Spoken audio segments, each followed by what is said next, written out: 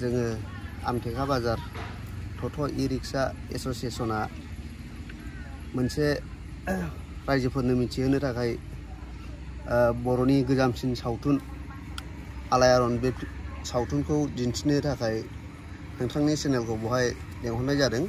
दा बेखौ जोङो दिनै जोंनि अल निसिमा ओनसोलनि सिङाव थानाय आमथेखा बाजारजों नांथाबनानै थानाय एबा साखाथियाव थानाय नैबे पुर्निमा फोथारावनो जोङो फैगौ 17 तारिखआव आखायाव लानाय जादों।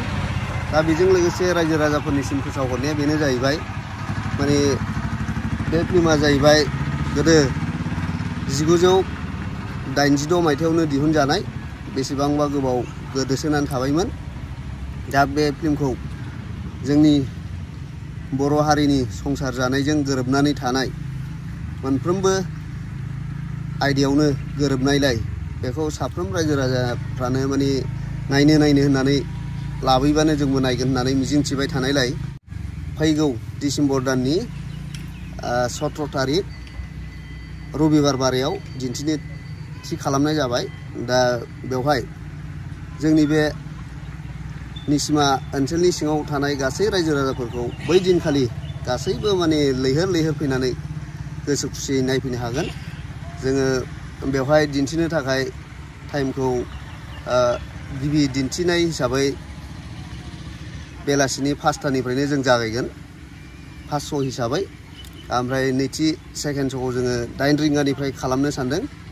दा बेनि थाखायनो आङो साफ्रोम जोंनि बे ओनसोलनि आमथेखा, खैलामैला, फाथाबारि, आरो मिलन बाजार, बागमारा, मालिबिथा, बिथिनि आनन्द गासैबो रायजो राजाफोरखौ बै दिनखालि लैहोर गोसो खुसि फैनानै जाहाथे नायफैलायनो हायो बा नायफैलायगोन बेखौ मिजिंथिनानै आङो आंनि बुंनायखौ बेखिनियाव दोनथ'नाय जाबाय।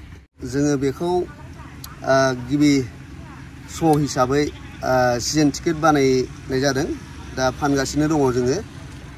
बे टिकेटनि बेसेनखौ जोङो माने बारा खालामनाय जायाखै। बयनिबो सुजुग सुबिदानि थाखाय मात्र 150 रांल' एबा 150 थाखाल' बानायनाय जादों। लोगोसे रायजो राजाफोरनि पाब्लिकफोरनि थाखाय जोङो 130 थाखायाव हगारनाय जादों। बेखौ जाय बिथांमोनहा माने बे 150 थाखा सिजोन टिकेटखौ लागोन बिथांमोना सिगांनि सारियाव सियाराव आलो गोजोनै जिरायनानै गोसो खुसियै नायनो हागोन। जायफ्रा 130 थाखाखौ दानगोन बिसोरो उननि सिटावसो लास्ट सिटावसो जिरायनो मोननाय जागोन। बेखौ आङो साफ्रोम रायजो राजाफोरनिसिम जोंनि कमिटिनि जानानै फोसावहरनाय जाबाय। दा बियो बर'नि गोजामसिन फिल्म। बेवहाय बर'नि माखासे ससियेल कालचारफोरखौहाय मोनथिनो हागोन बा सोलोंनो हागोन। दा गोबां जोंनि माखासे कालचारफोरखौ जोंनि बर' हारिया दा माखासे बावलांबाय। बे फिल्मनि दारै, बे आलायारन फिल्मनि दारै बेवहाय थालांनाय माखासे जे बर'नि कालचार, माखासे मावनो गोनां, सोलोंनो गोनांखौ सोलोंनो हागोन।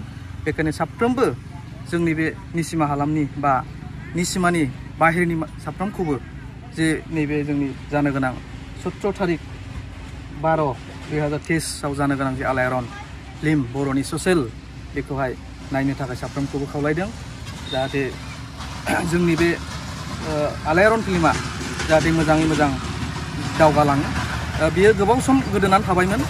गोदो दहायनो बुंलांदों बेसेबां मायथाइयावनो 1986 मायथाइयावनो बियो जोंनि सोरजिजानाय मोनसे बर'नि ससियेल फिल्म। दा बियो गोबाव सम गोदोनानै थाबायमोन। दा बेखौहाय जोंनि मानगोनां बिटिआरनि CM बिथाङा दिनै बेखौ मोजाङै फोथांफिननो थाखाय गोजान जायगानिफ्राय बुरखांना लाबोबाय। दा बेखौनो खावलायदों आं साफ्रोमबो जोंनि बर' हारिखौ जे बे फिल्मा मोजाङै गोजोर हिसाबै थांनानै थायो। बेखायनो साफ्रोमबो जोंनि रायजो राजाफ्रा बे फिल्मखौ नायनांगौ होननानै आं रायजो राजानिसिम मेसेज होनाय जाबाय। गोजोनथाव खौरां बाजाज बाइक लानो गोसो गुदुं सुबुंफोरनि थाखाय। क'क्राझार नोगोराव थानाय दावहारु अट' एजेन्सिया फैगौ 16, 17, 18 आरो 19 नभेम्बरसिम दिवाली धामाका अफार्स आरो लोगोसे मेगा लन काम एक्सचेन्ज मेला होगासिनो दं। दावहारु अट' एजेन्सियाव बायगिरि बिथांमोना लवेस्ट डाउन पेमेन्ट होनानै बाइक लानो हागोन आरो एक्सचेन्जनि खाबुआबो एभेलेबेल जागोन। नोंथांमोना क'क्राझार नोगोराव थानाय दावहारु अट' एजेन्सि श'रुमजों लोगोसे कारिगाव फेस्टिभ आउटलेट, दतमा फेस्टिभ आउटलेट आरो भटगाव फेस्टिभ आउटलेट ब्रान्च श'रुमावबो होबाय थानाय दिवाली धामाका अफार्स आरो लोगोसे मेगा लन काम एक्सचेन्ज मेलायाव फैनानै नोंथांनि लुबैनाय बाजाजनि बाइकफोरखौ गोसोबादि लाफैनो हागोन। बाजाजनि बाइक सालायनो मोजां मोनग्रा रायजो राजाफोरनि थाखाय दावहारु अट' एजेन्सि श'रुमा लोगोसे मोजां अफारफोरबो लाबोदों। बेफोरनो जाबाय फ्री एस'र्ट गिफ्ट, फ्री सीट कभार, 5 लिटार पेट्रल फ्री, गंनै helmet free, 12 times free washing coupon आरो बाइक बायगिरिफोरनो बाइकखौ मोजाङै साखोन सिखोन लाखिनो थाखाय 12 टाइम्स फ्री वाशिं कुपनबो हरनाय जागोन। आबुङै मिथिना लाबावनो थाखाय 60000399 187 88 220 18193 जानबुं नम्बराव खौरां लाहरनो हागोन।